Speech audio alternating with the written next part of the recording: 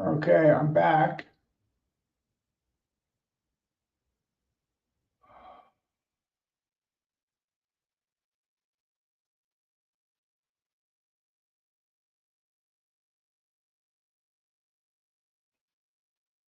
Well, we're live without sound.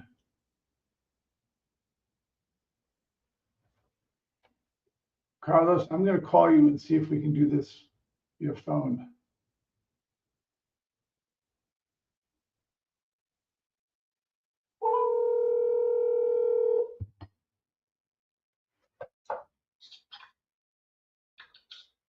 Okay, I can hear you.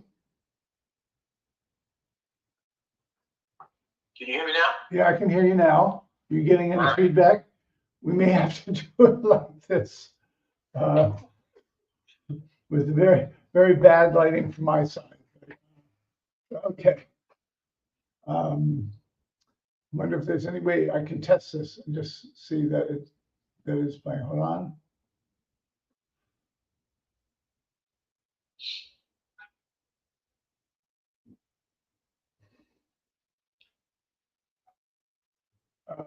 Okay. Okay. So, Carlos.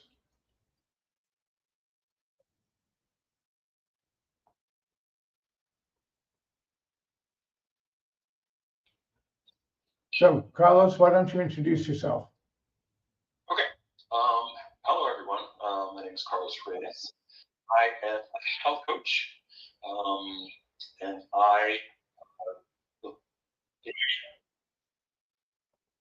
Keep talking. Oh, there's an echo. Yeah, keep talking. Okay. And I provide in-person and virtual health coaching and personal training services to the over 50 population here in the New York City area. And I'm John Firth, and this is the last installment of our Firth and Friends. I don't know why, but we had particular problems with a whole bunch of things. For one thing, our branding is wrong, but we couldn't seem to get audio going. So I have Carlos on the phone. I hope this works. I just checked it, and I think it is working. So we'll get started. The 5 myths about exercise and health over 60. I'm 65, so I'm living this every day. I'm trying to readjust how I think about my health, my exercise. But we're going to go through each one of these, and please send us comments or questions or so forth as we're going through. So our very first myth was once you hit 60 and you haven't worked out regularly, it's just too late to start. What do you have to say to that, Carlos? Well, as we often say in the fitness industry, it's never too late to start. But if you're in your 60s, you're in your later half, right? Your second half. You're living your second half, and so you don't have forever. But the sooner you start, the better it will be for the future, right? Okay. If you're still in your 60s and you start working out now, you're basically putting sort of like money in the bank. So when you hit your 70s, 80s, and 90s, you'll be in much better shape and be able to withstand what I call the inevitability of aging, which is the longer you live, the chances that you'll encounter a life-changing event increases. Right.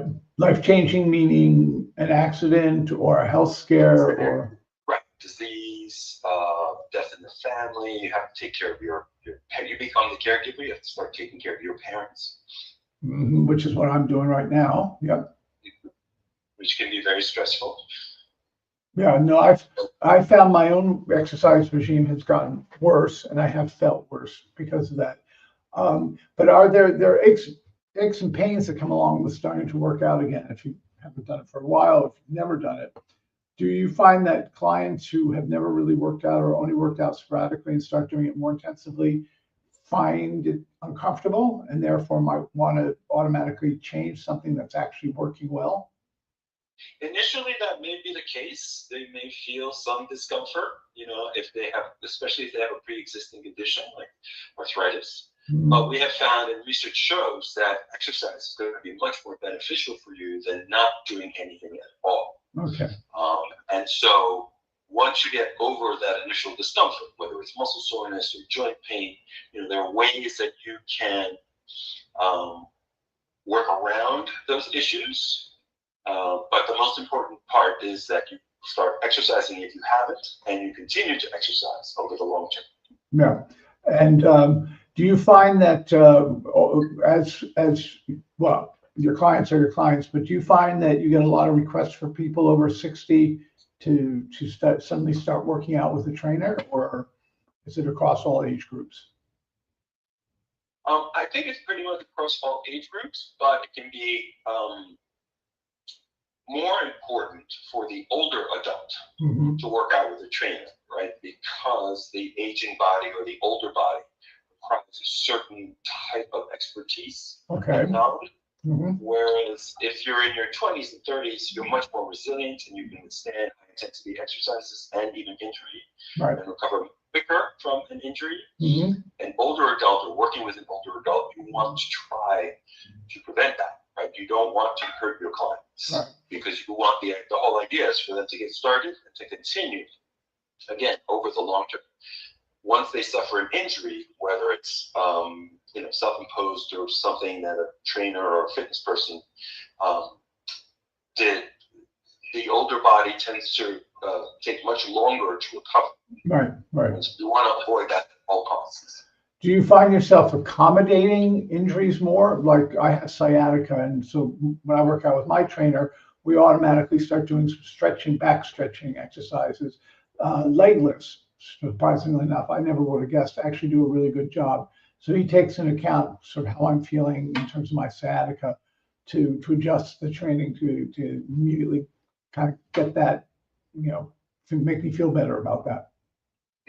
Absolutely. All exercises, all exercise programs, protocols can be adapted to fit within the frame of the person that you're working with, whether it's a disease or whether it's an injury, a mobility issue, for instance. So I have a client who I've been working with for about 8 years. When he first came to me, he couldn't tie his own shoes. And so we have to slowly work on increasing his mobility so he was able to lean forward without hurting his back, reach down, tie his shoes, and then come back up again without hurting his back. He was so tight that his muscles would lock up if I put him in certain positions. So we had to slowly transition. But he had been working out before, or this is really the first time? Brand new. He wasn't very athletic as a young man. He's very tall and grew quickly, so he was made fun of in school. So he was always conscious of his body. When he came to me, he wasn't an athletic person at all and hadn't worked out with any consistency at all over his 70 years. Wow. So let's move on to the next one. Again, this is John Firth talking with Carlos Reyes, an expert in health for people over 60. And this is actually part of the executives over 50 group that we have. So our next myth: walking is the best form of exercise as we age. So I want to preface this by saying I love walking. I love to walk. It's one of my favorite things to do. But I do it more from a mindfulness perspective and not exercise. And the reason is because exercise is walking is a finite type of exercise. What I mean by that is you can only walk so fast. So the progressive aspect of walking is limited, right? Unless you're going to start jogging or unless you're going to start running. And so walking is wonderful exercise, but as we age, as we get older, we need to start incorporating other types of exercise into our routines, specifically strength training.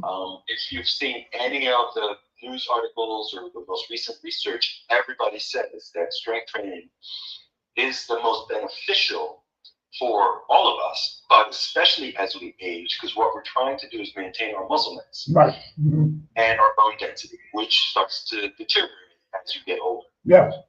So I've noticed that myself. So walking is a great exercise, but I wouldn't rely just on walking. So I'm going to sound like an old man because I am. I'm 65. Walking helps the digestion. I find a good walk, if I'm not feeling quite right with my stomach, will do wonders, as will strength training. But strength training, you feel the more the rush of the endorphins. You may get tired short term, but you feel the effects faster and more holistically than if you walk. But walking is great for digestion. I'll tell you that. Yeah, I want to make sure that everybody understands that I love walking. I think it's great, Right. Especially if you're not doing anything. There are many aspects of walking that are beneficial. It's easy to do. Almost anyone can do it. It doesn't cost you anything but some time. It's not like you need a gym membership or a treadmill at home. You just go out, and if the weather's nice, you just go out for a nice walk. You need nice weather. You do need nice weather. Right. Walking is great. I mean, I walk the dog, and unfortunately, that is sometimes the only exercise I get the entire day outside of getting out of my chair in my den and going to the refrigerator, which is often the only exercise I get. Well, but something is better than nothing. Yeah, it's when I hit the refrigerator that the entire program sort of falls apart. So. But it's not walking to the refrigerator that's the problem. Yeah, exactly. Okay. Can you imagine if I had the refrigerator right here? That would be a disaster. No exercise and lots of carbs. But let's move on to the next one. You should stay as thin as possible, or other people say it's natural to get fatter as you get old, so let's put on some weight. But as I guess we'll discuss right now, there's a happy medium between the two. Yes. So we don't want to get fat as we age, right? Because that's healthy. But there's research that shows that being underweight can also be unhealthy for a couple of reasons. Mm-hmm. Your people who are carrying around a little extra weight tend to have better metabolic function. Okay. Why is that? Why is that? Do you know?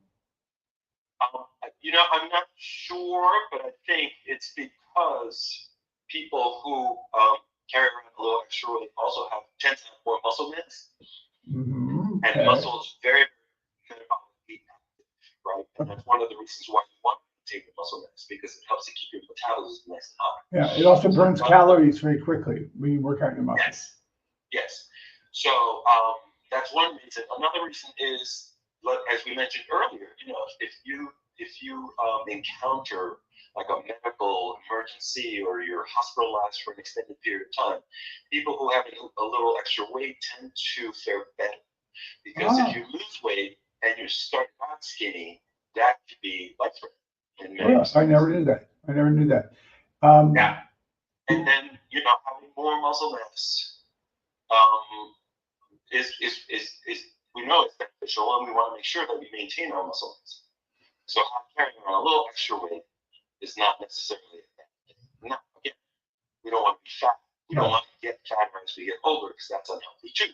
But like you mentioned, the middle ground between being too thin and overweight is what you're looking for. Do you measure your clients' fat content? I do not. Uh-huh. Because most of my clients aren't really concerned at this stage with fat content. Okay. I have clients who want to continue to build muscle and are extrinsically motivated, meaning they want to look good, but most of my clients have come to me, or I'm working with them because they're suffering from injury. They want to maintain their muscle mass. I have my oldest client is 93, and her main goal is to stay out of a wheelchair. And so she's not really focused on her body fat. Yeah. She's focused on staying mobile and getting as much. She loves to walk. She goes for a 2-mile walk almost every single day. Oh, good for her. Weather permitting. And then she works out with me twice a week. Yeah. So she's walking, and she's doing the weight training, the mobility stuff, and the flexibility stuff. Yeah, that's an ideal situation. In fact, I'm seeing my trainer at 2:00 if he shows up on time. But unfortunately, I'm one of those people my entire life. I've never gotten to the gym unless I've been paying a trainer to meet me there. And that's the way I get there. But I was at one point in great shape. Well, for a lot of people, accountability can be a huge motivator. Oh, yeah. To keep yourself accountable. So I tell all of my clients, one of the ways to continue to stay active and to maintain your fitness regime is to promote it. What I mean by that is you tell everybody who is in your environment. You tell your spouse, your partner, you tell your children, you tell your coworkers, because they will keep you accountable. They'll ask you, how was your workout? Did you work out today? Yeah. And often that can be one of the best motivators. Oh, yeah, absolutely. One other thing I will add is, and this is a teaser for the myth number 5, there's actually a correlation I just discovered between fat and sexual health, which we haven't discussed yet, but I just want to let people know that we're going to be talking about the fascinating subject of sexual health and well-being as our 5th myth. And there's a myth around this, and we'll talk about it then. But I just recently heard about a correlation between sexual health and fat in men. So let's go on to myth number 4. We need less sleep as we get older. And I remember studying with a professor who talked about how he just needs less sleep because probably he's learned everything he needs to learn and he uses it in his profession. And so he has, first of all, less stress around doing what he did, but also he could sort of do it with his arms tied behind his hands tied behind his back, i.e., less energy expended, less mental energy, and therefore less sleep. But as we're about to hear, that's a myth. Yeah, I would suggest that he's the exception and not the rule. He was in many cases an exception to a rule, most rules. Right. I think as we get older, for many reasons, we tend to get less sleep. When in fact we should be getting 6 to 8 hours of sleep a night, if not more, because we need to regenerate. Right? When your computer's, let's say for instance, when your computer's not working, right? You have too many tabs open. What do? You restart your computer, and the body needs to restart also, right? So if you're in your 60s and your 70s and you're still active, you have children, you have a full-time job, maybe you're a business owner or an entrepreneur, you're being pulled in multiple directions, and there are many stressors on your life. Mm-hmm. And the best thing that you can do, right? If you have to pick one thing, the best thing that you could do is make sure that you get enough sleep. Yeah. Now, is it possible as older people, as we have less to do, and some people may even lapse a little bit into depression, that we get too much sleep as we get older? I don't know if that would be detrimental on its own. I mean, if you're depressed, obviously that's not a good thing. Right. You would want to see somebody about that. And if you're sleeping more or a lot more, then because you're depressed, then it's the depression that you want to address, right? The sleeping will come later. It's like pain and sleep, right? Somebody who's in chronic pain often doesn't sleep very well, so you don't address the sleep. You have to address the pain because the pain is causing the sleep disruption. Right. So I don't really know if sleeping too much on its own is detrimental, unless it's getting in the way of living a whole life. So yeah. But we know there's a way. One thing that I've learned from my older clients, they often take naps in the middle of the day. Yep. And so you can do something like microdosing if you find you can't sleep restfully for 7 to 8 hours. Sleep as much as you can and see if you can schedule in a nap in the middle of the day. Yeah. Because that can be very regenerative and rejuvenating. Oh, absolutely. Agree 100%. Even if I don't have a good night's sleep, if I find half hour sometime during the day, I find that usually carries me through the rest of the day. Absolutely. I'm a big fan of cat naps. And the good thing about, post-COVID world, even for those under 60, we can find a time to shut off the computer and maybe go lie down. But definitely if you're semi-retired or retired, it's much easier, obviously, to carve out some time to, lie down, take a nap. Yeah. Good. So I don't see any comments or questions. So now we're going to come to the interesting topic of sexual health. And there's this common misbelief, and I think as our physical attractiveness perhaps changes, not always for the better as you get older, the belief is your sexual attractiveness, desire, and abilities decline as you get older. So the reality, though, is well, the reality is that you can do something about it, right? I mean, let's be honest. Most of us who started working out, I know it was true for me, and continue to work out is because we want to maintain some attractiveness. Right. We want to be attractive to ourselves as we look in the mirror. We want to be attractive to others, our partners, our wives, or husbands, co-workers. You know, there's nothing more complimentary than when somebody walks up to you and says, "Hey, you look good. You've been working out." I mean, absolutely. Well, one thing is better is when somebody says, "You're 65. My God, you don't look it at all." That's the best compliment. And then there's also the mind-body connection, right? We know that people who take better care of themselves, who prioritize their self-care, are more cognitively aware. You know, they concentrate better. They're more confident. You know, you can tell when somebody who's been taking care of themselves and they walk into a room, they walk with confidence, right? Yeah. They feel strong. They look strong, and you admire them. Yeah. And so one of the things as we get older that's really important in terms of our sexual attractiveness and our sexual function is our mental health. Oh, absolutely. I was going to say, yeah. Right? If we feel attractive, we're going to exude that. Right. And other people are going to find us attractive. Right. And again, it's vice versa. And so that is a myth, but you have control over that. Whether you buy it, you become part of it, right? It was Dr. Kwas who did the largest study of older adults, I think 90 and above. It was 2,000 adults who were 90 and above. And one of the questions that they asked them was, do you have sex? Are you still sexually active? And the majority of them said yes. Now, how they define sexually active can be not just intercourse, but being intimate with somebody. Right. Holding hands, kissing, snuggling, those kinds of things continue and become, I guess, more important than just sex. Yeah. The physical act of sex may become a little harder, or has maybe become a little harder for me, but there's much more that goes on in the brain. Sex happens in the brain is what I always say. And you can get a lot of enjoyment from, not going at it the way we did when we were 20s, but to actually relax with it, take your time, not, slow, and enjoy the tactile aspects of it, not necessarily the absolute physicality of it.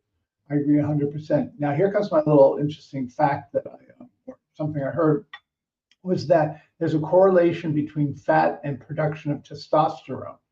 So this doctor or somebody I was watching on YouTube said that it's one of the reasons why it's not bad to be a little bit on the chubbier side or to eat fat foods is because that actually produces fat testosterone. There's a thing that happens in the body where fat will get converted partially, I guess, to testosterone.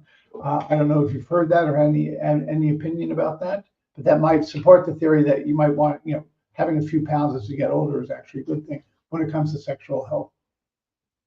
Yeah, that's news to me, but I'd love to look into that. I guess that my question would be the source of fat, right? There are good fats, there's bad fat. And visceral body fat or body fat on the surface of it, but retaining us under the skin isn't necessarily healthy. So I guess it would depend on how much fat or body fat you were carrying and where that fat was coming from.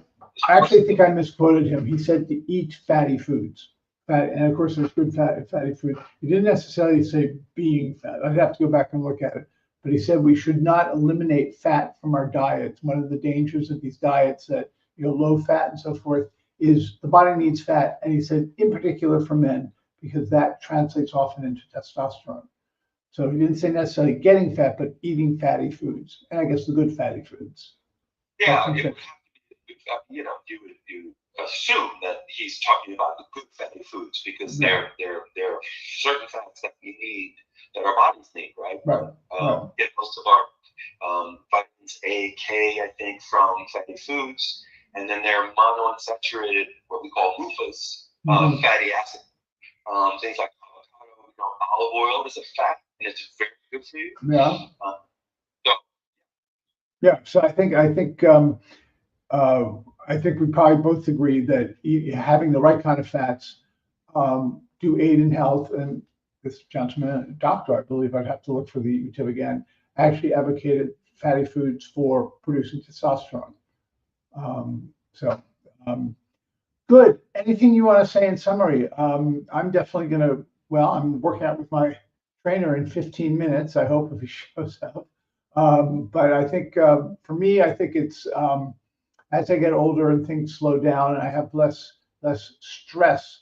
The stress often was the result, gave me the need to work out because nothing else. I had to find a way to get that out. So I do find for me, I don't know if it's a myth or a truism, but I am finding that it's just a little harder to get to the gym than it was before. And the gym's right downstairs. And I mean that, metaphysically, I just find in general, I think part of it is being, a desk potato where I sit in front of, Zoom and do everything basically on my computer. Have very little outside meetings. But any words of wisdom or something to get me maybe a little bit more motivated or a little bit more cognizant of the fact that maybe this is not the best lifestyle? So I guess the one nugget that I would put out there is you want to prioritize going to the gym like you prioritize your business, like you prioritize your partner, like you prioritize your children. The most generous thing, beneficial thing you could do for everyone in your environment, your universe, is to take care of yourself. Yeah. Right? So you want to lead yourself first because that will give you the energy, the mental capacity, the strength to handle all of those stressful situations that you have to encounter every single day as a 60-plus-year-old person. The other thing I would say is that your health is your wealth. And as many of us go into some sort of semi-retirement or, do not take on stressful work or do quote unquote what we want to do, then there's no reason whatsoever why you can't prioritize exercise because in theory you have more time. And if you have more time, you can prioritize things a lot better. Yeah, that's what it's about making it a priority. So there are three things that I advocate for my clients to do all the time when it comes to their exercise routines. And that's to post it, and I post it, and I literally repost it. Put it on a post-it note, put it in your calendar, put it, somewhere where you can see it, so it's always a constant reminder. And plan it. If you're going to put it in your calendar, you're going to say from 1, like today, at 2 o'clock, you're going to meet with your trainer. Right. Make sure that nothing gets in the way of that appointment. Yeah, well, he's not the most reliable. Well, I shouldn't say this. I haven't said his name. Well, that's right. It's a partnership. It's a relationship, right? Yeah. As long as you feel like you're doing your part, you have to talk to him about it. Yeah, exactly. What I should do is go down to the gym no matter what, is what I should really do. Yeah, just go down there. Yeah. If you don't know the things that you can do on your own, I'm sure he's shown you that you can be confident that you're not going to hurt yourself without his supervision. Yeah, no, I probably. But by the way, it's 60 degrees out, I see, so it may actually be time for a nice walk with the dog. Yeah, it's wet. Bring an umbrella. And that's right. Yeah. Okay. So that's. Yeah. And then the last thing, which I mentioned earlier, is to promote it. Promote it to everybody in your universe, your spouse, your partner, your coworkers, your children, because again, they will keep you accountable. They'll ask you, "Did you go work out today?" Or, "Honey, did you make it to the gym?" Or, and that would be a huge motivator. Yeah, and I think we have to remember these sort of things are about good habits, not necessarily discipline. I think the discipline is what you use to get yourself started and to get yourself up the mountain, up the hill. And then it's the good habits that keeps you going. The discipline comes later, Mhm. right? So it's the hard part for most people to start. Yeah, There's right. a book with that to start. Yeah. Right? It's having the desire to start. Once you start, usually what happens is if you've been consistent or even over a short period of time, that's when the motivation kicks in. Right. You start to see results. You start to feel better. You start to act better. You start to look better. That's the motivation, right? And then the discipline comes, meaning I started, I'm motivated now to continue. What's the discipline? What am I going to work out? At what time? With who? What am I going to do when I get to the gym? Right. And don't let anything to get in the way of that appointment. Exactly. Yeah, it's good to keep the appointments, not keep changing them, which is what I also say to my coaching clients. Well, Carlos, thank you. We started late, so unfortunately we're going to have to end, if nothing else, because I have to work out now. Yes, it's time to work out. Thank you. I don't think we got any comments. Let me see, but we'll definitely keep the dialogue going. And just to plug for executives over 50, Carlos is one of the coaches, along with me and several others who deal with all aspects of being an executive over 50. So your health being a major one, but also wealth, career, jobs, making money. We have our meetings Thursdays at 7 p.m. I'd love to hear from anybody who's interested in joining us from one of those group meetings. And otherwise, I will restart our LinkedIn Live series sometime mid to late January. And I usually do about 10 or 11 of these every half year. So thank you, Carlos. All right, this is a pleasure, John. Okay.